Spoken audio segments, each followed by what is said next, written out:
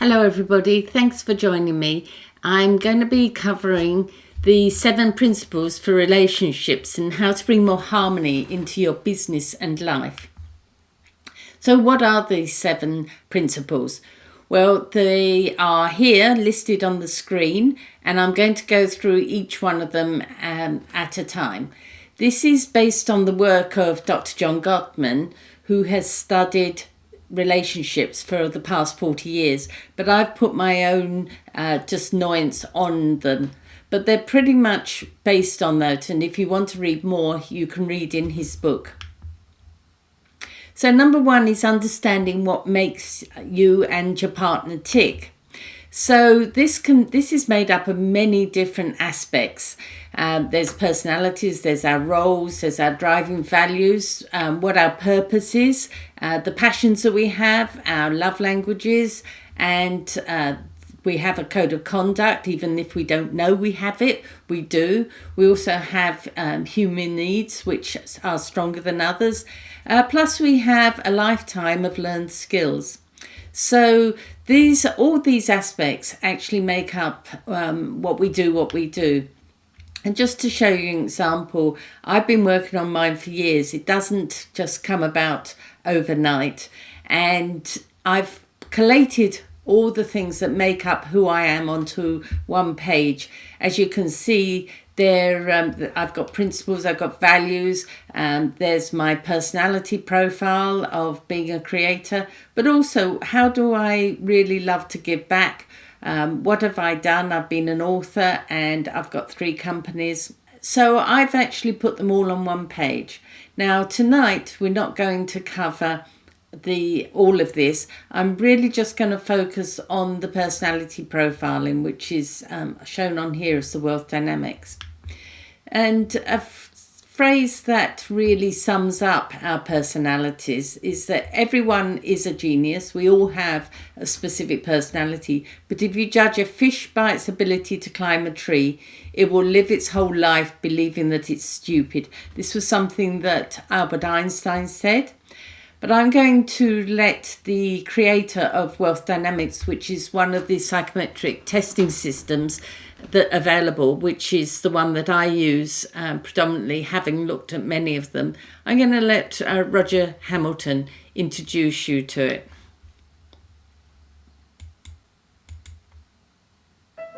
According to Einstein, you are a genius.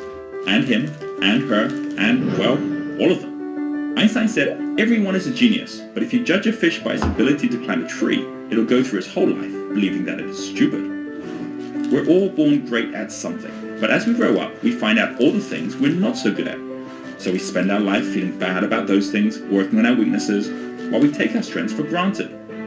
But wait, how about him, and her, and them? They focused on the one thing they were great at. They went from ordinary to extraordinary. And you can too. Did you know there are 4 types of genius? And you're one of them. There's dynamo genius, who loves to create, blaze genius, who loves to connect, tempo genius, who loves to serve, and steel genius, who loves the details. Each has a different energy that links to the 4 seasons and 4 elements. Great minds from Confucius and Plato to Isaac Newton and Carl Jung studied these 4 types. Each has a different natural path, different passions, different strengths and weaknesses. Your winning formula is someone else's losing formula. You have a natural way to learn, to lead, to live, to love. A natural strategy that suits you in relationships, in your work, in social media, even in the design of your day. In fact, if you do anything that feels like hard work, you're already doing the wrong thing. When you know your genius, you can get in your flow. And when you know the genius of your friends, your workmates, your boss, children, family, you can appreciate them for what they are best at, and that brings out the best in them. As for the things you're not so great at, well, there's a genius in your network waiting to do those things for you, with half the time and double the happiness. So, what we learnt there was that for personality profiling, if we understand our profile, but also more importantly, we understand our partner, our teammates, our children, our family, then we're going to actually know how to interrelate with them far better. Now, with Wealth Dynamics, it starts with spirit, which is our why, which is our bigger picture, our purpose. And then there's 4 energies. The spring energy, which was referred to as dynamo, our summer or a summer energy, which is blaze, autumn energy, which is tempo, or winter energy, which is steel. But each of those can be broken down into 8 different profiles. And it's really understanding those 8 different profiles that make all the difference. And if we put them around a square, you'll see that the reason why we call a star is a mixture of both the dynamo, the spring energy, and the summer energy. So there's the 4 pure profiles, but then there's 4 more that are a mixture of the 2 different energies. And each has their own characteristics. And even though they're next to each other, it's amazing just how differently they are. Here's some examples of 8 people who are all either famous, billionaires. They've all built their business, they've all built their lives based on actually understanding who they are. And once we know that, we can make life a lot calmer for ourselves, but more importantly, we can actually work with our other people, as I say, whether it's our spouse, whether it's our children, whether it's our business team. We can work with them knowing how they best react, how they best learn, how they best what sort of questions they'll ask, all sorts of things like that. And also, by understanding each of the different profiles, there's different roles that fit different skills, different profiles. And here's just one example: a project management team, for instance. When you're putting a team together for a project, you want to have the right people in the right roles. And when we're running our business or working within a business, if we actually understand the different energies, and as I say, there are 4 pure energies and then there are 4 that are a mixture of the 2, then we know how to best work with them. This is, so here we got the spring, summer, autumn and winter. Spring, they need growth, they need significance. They're the big picture. The summers are all about people. The autumn, they're about connection and contact.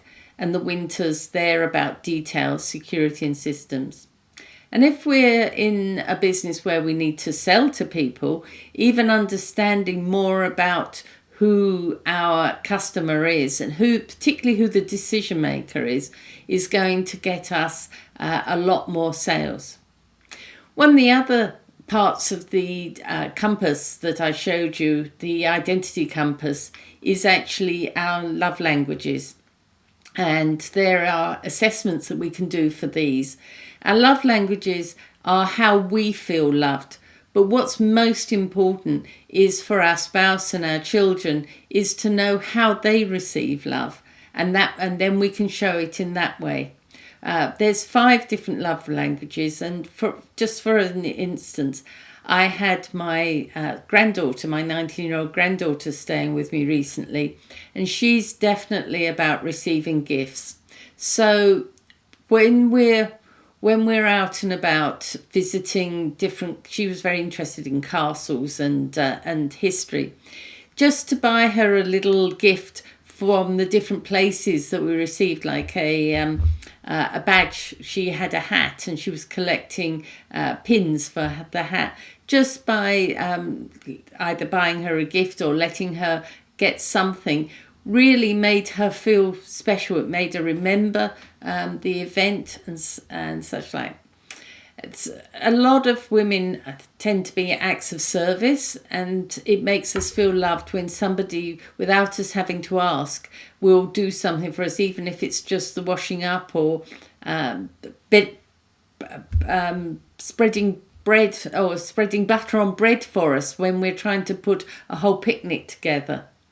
It's It really makes a huge difference, and it's something that people get straight away if they can learn the love language of their partner or their children, or it's called appreciation in the office. So if somebody in the team does something nice for you, and their and their quality time is their love language, then maybe taking them for a coffee is actually going to show that you've appreciated them. Whereas somebody else, it might be just getting them some flowers or a box of chocolates or something. Once we understand the different ways that people feel loved and appreciated, it can instantly make a huge difference with rapport and with connection. So principle number 2 is know your shared North Star. And this is something that I work very closely with my clients on. Your North Star is is what you want to achieve yourself out of life. Most entrepreneurs are so busy that they actually end up with a life by default, not a life by design. So the phrase that I have here is, the business you build will define the life you lead.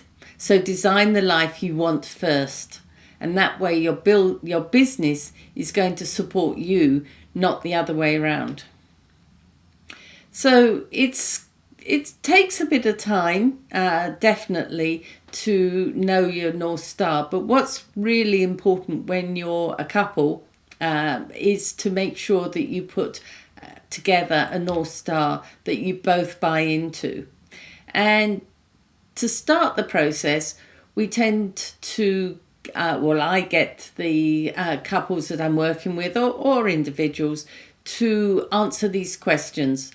They don't compare to start with. They can't put their own questions together. And there's quite a few of them. And as I said, it's not something that you're going to do in an hour. It does take a few sessions. And I find that with entrepreneurs who are very busy, that it doesn't really work giving them the homework and expecting them to go away and do it themselves. So when I work with my clients, we work through these in a few sessions. So so here are some of the first set of questions, and then there's the second set of questions that really start to get down into the detail. Once we've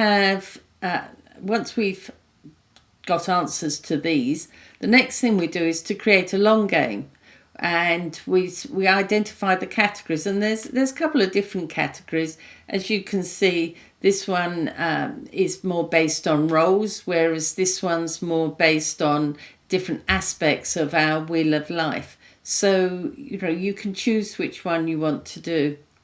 But once you've filled it in and you start, the starting point is where you are right now, and then for the next 5 years, where do you want to be? And one of the best ways to do it is actually to start with year 5, and then you start to work backwards from there. So where do you want to be in 5 years' time? And then what do you have to do in each of the years leading up to year 5 to get there? Because you're not going to get there in one leap. If you are, then your goals are too short term.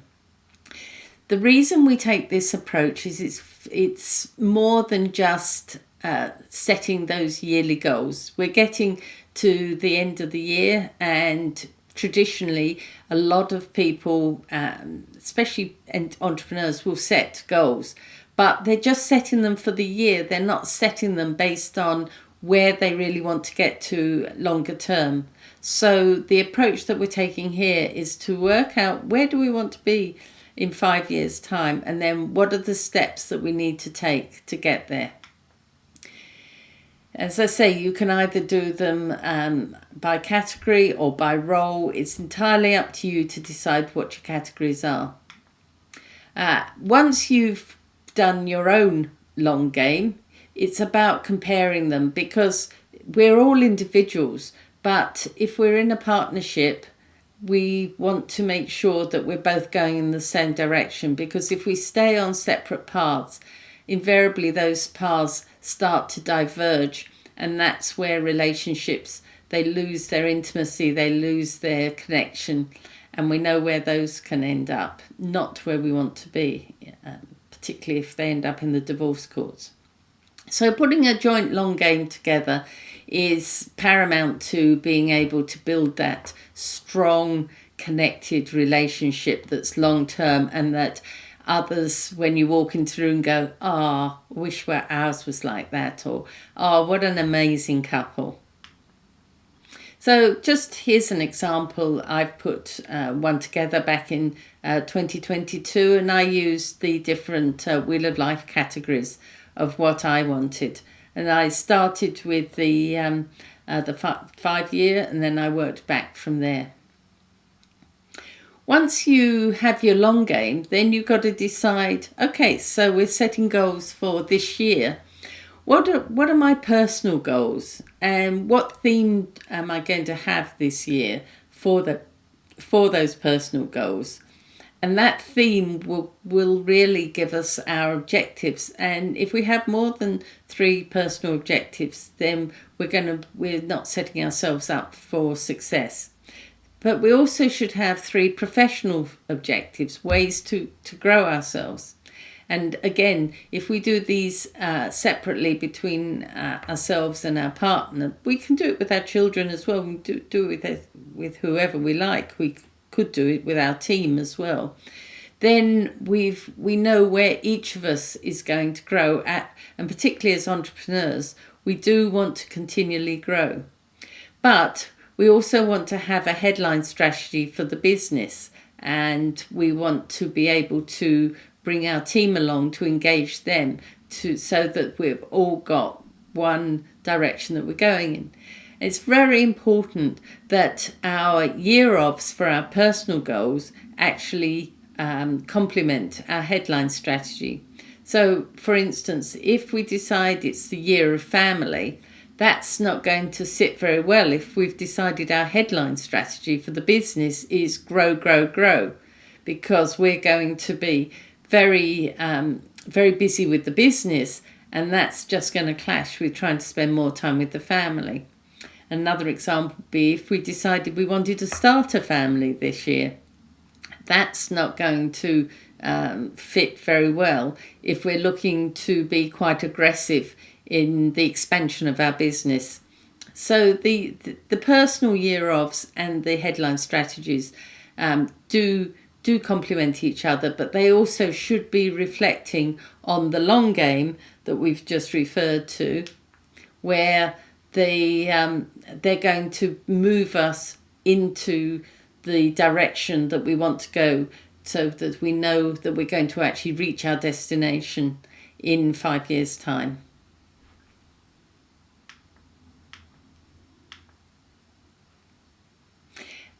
And also, we should only have three areas of focus.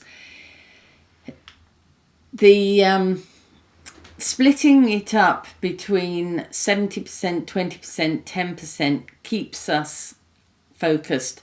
If you've got more than that number of projects, then you're just going to be chasing kites around the garden rather than taking off in a rocket.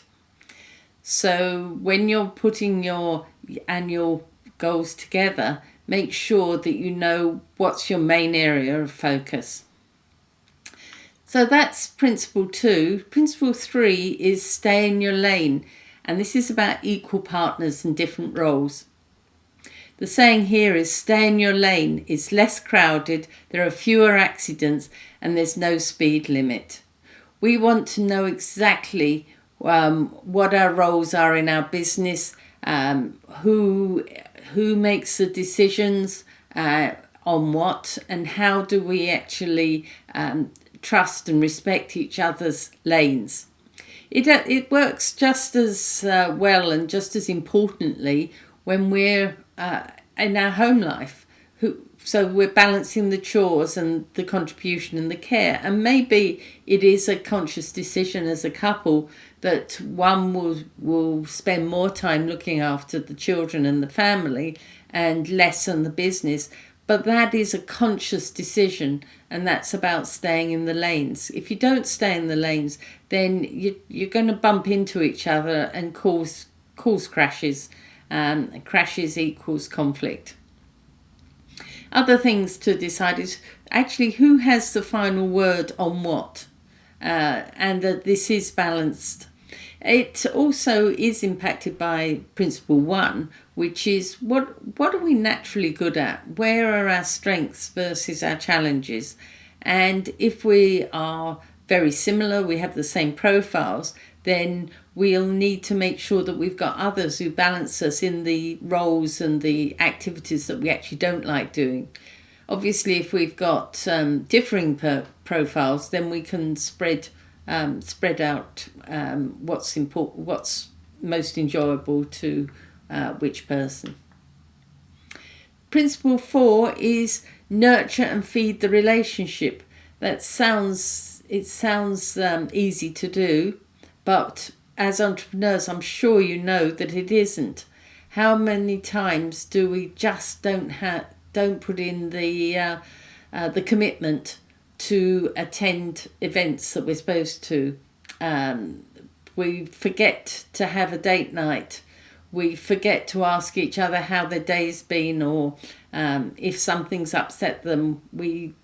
All of these feed the relationship. It's a bit like a bank account. Call it the emotional bank account. If we're not making deposits and we're only making withdrawals, eventually the account will become overdrawn, and if it gets too far overdrawn, then it will get closed. So it's about making those little deposits.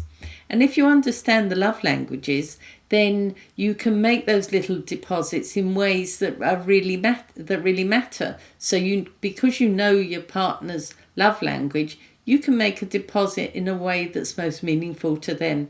So as you can see, these principles are all linked together. They all build on each other. These are the top 5 things that keep the love and the connection together. So it's actually having realistic thoughts and expectations.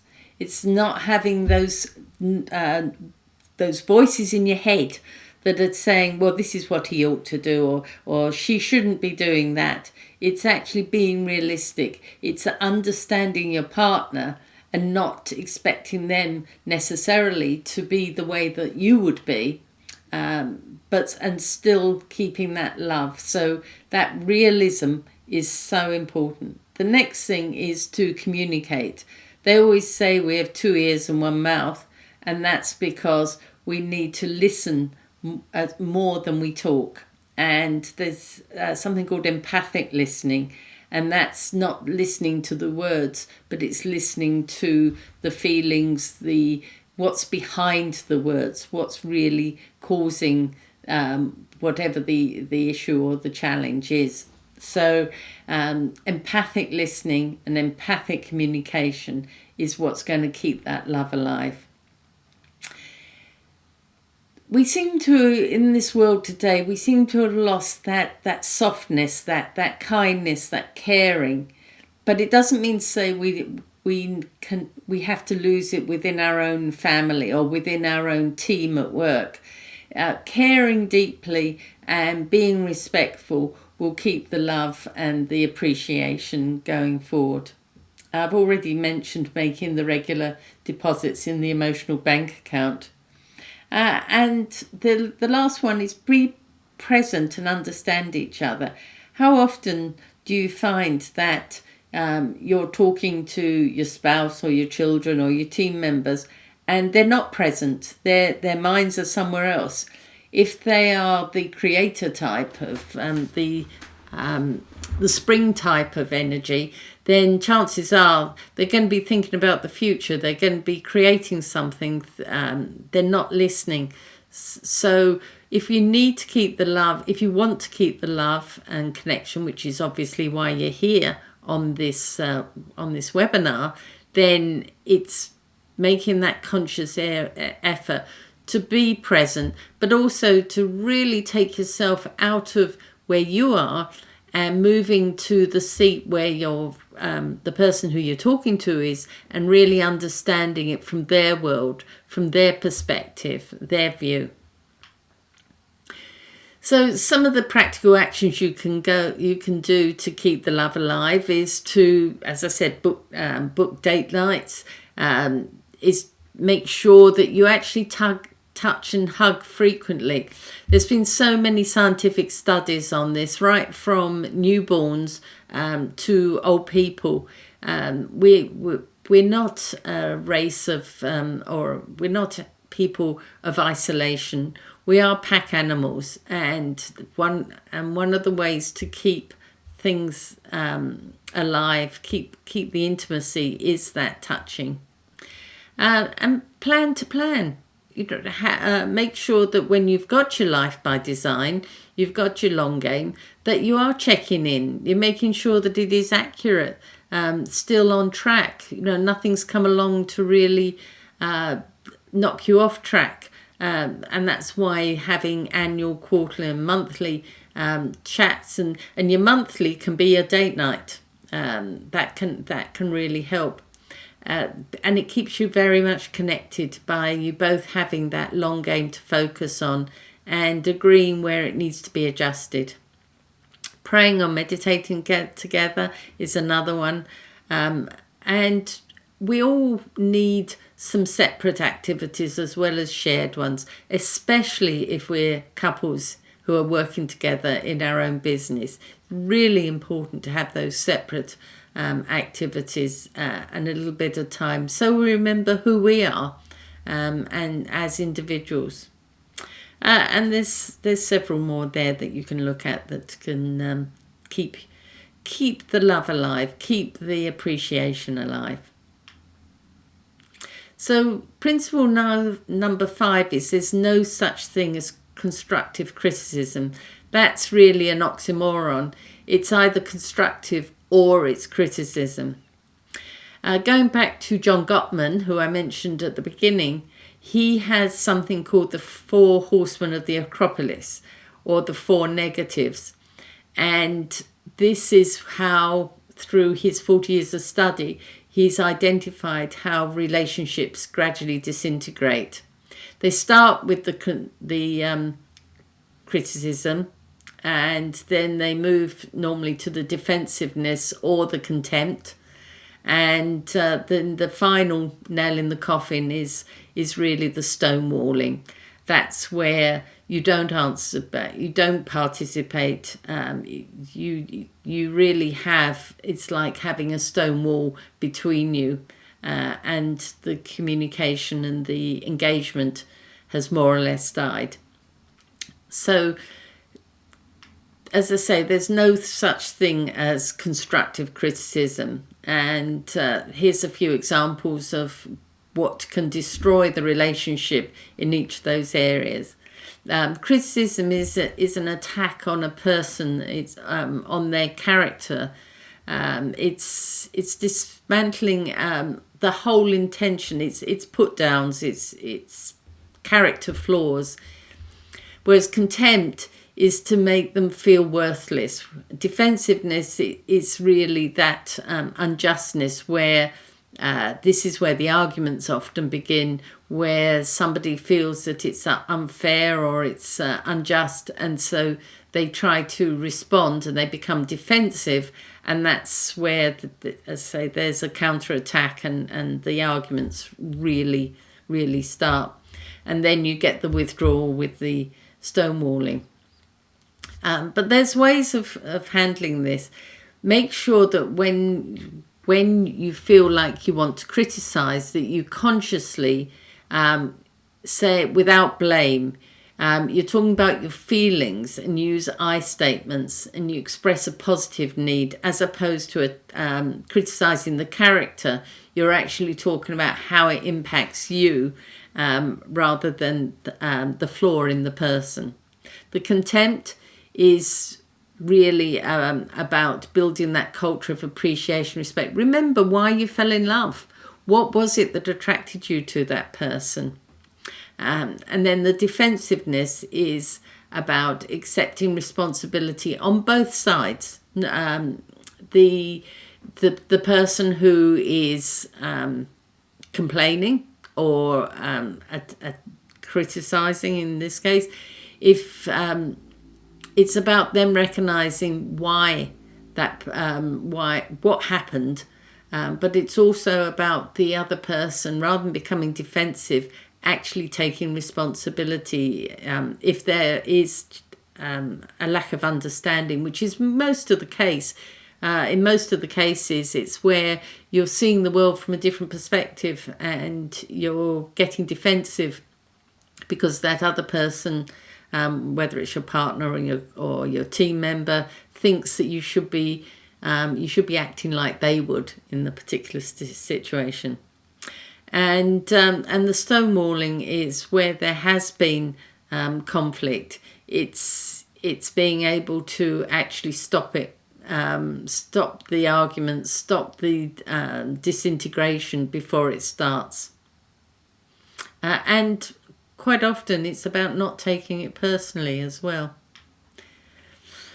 So, as I say, it's complaints. It's about complaints, and that's focusing on a specific behaviour, whereas criticism is attacking the character, the overall character of the person. So where you have got the disagreements, think of it that you need to be able to explain why that particular behaviour isn't right for you. So that's principle 5. Principle 6, I think principle 6 is a real game changer, because once you identify that there are resolvable issues versus perpetual issues, then you can actually work together.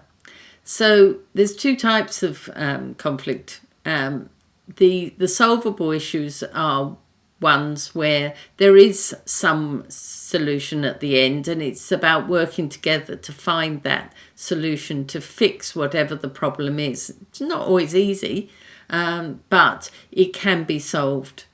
Whereas the perpetual is where it's outside of your control. It's not something that's going to ever be able to be solved. So you work together to find strategies to deal with it. So I'll give you an example. A solvable one might be the childcare arrangements, where maybe one partner feels like they're always having to leave work early to pick up the children. So there's a number of solvable issues there, and it might depend on the finances of the couple. You may be able to afford to have a dedicated person to pick the children up from school and to look after them until you get home, or even a live-in nanny, or to arrange with another parent that you'll pick them up, both children up 2 or 3 days a week, and they'll pick them up the other 2 days. So those are all solvable problems and may take some effort. Whereas a perpetual problem might be the personality of your mother-in-law, for instance. She is determined to criticise you for the way that you look after the children, or you're raising the children. You're not going to change her attitude. It's been around for too long. So you work with your spouse on how you actually deal with that one. Another example might be one of you as a family, prior to getting together, you always went on holiday as a group with your brothers and your sisters and your cousins and your nieces and such like. Whereas the other, your new partner, may hate big crowds and want to go on holiday just with you and maybe your children. So what do? Maybe you can do something like it's not going to change. So maybe your partner comes for the weekend, whereas you stay with your big family for the whole week for the holiday. That's a perpetual solution, or that's a perpetual way of dealing with an issue that could become that could be a conflict that can destroy relationships. So most of us find it difficult to learn these resolution strategies, and it's even harder to apply them in the middle of a conflict. So where you can, particularly the perpetual conflicts or perpetual problems, is work it out when you're not angry, when you're not in that particular situation, and you'll find that it will bring you closer together. And the last one is always kiss and make up. Again, easy to say, but not so hard to do. But it's about understanding how the other person feels. If you want to resolve a conflict, and you've got to want to resolve it, and that means putting your egos aside, putting your own differences, and it comes back to the perpetual or solvable solutions. But the number one thing you need to do is to make sure that your partner doesn't feel judged, and that you understand where they're coming from. You might not agree with them, but at least you understand it, and you don't make them feel rejected. And yourself, you again, it's about working through these things when you're not in the middle of an argument. John Gottman says there's no way that being coached by relationship coaches on conflict resolution strategies will work when you're fired up and you feel like one of those four horsemen is attacking you. You're not going to say, okay, now we need to take a deep breath and we need to go and sit in our separate studies and wait until we've calmed down. You're just going to go at each other. So you need to make sure that you have these conflict resolution strategies in place when you're not angry, when you're not fired. And basically, the only thing that improves with age is wine. Everything else just gets worse. It's like if you separate or you're going through a divorce, the longer you leave it, the more it's going to get painful. So make sure that you've got ways of resolving conflicts quickly. They do say never go to bed on an argument.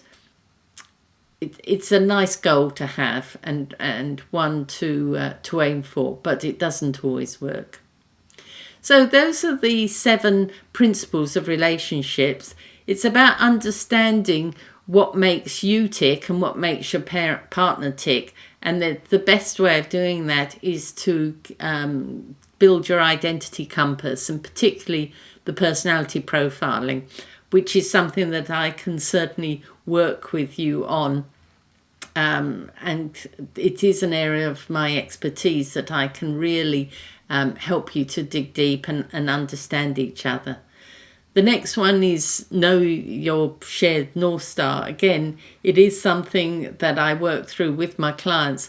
It's once you've got your North Star, once you've got your long game, it makes decision making so much easier, because it's a yes or no. One of the things I forgot to mention when I was talking about the North Star is knowing what financial independence means to you.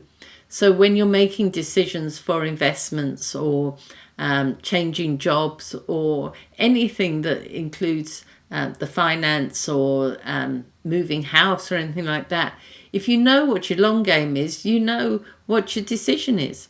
It just reduces so much of that decision fatigue. Third one is staying in your lanes.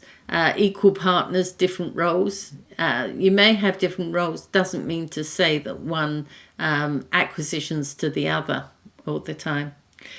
Principle 4, nurture and feed the relationship.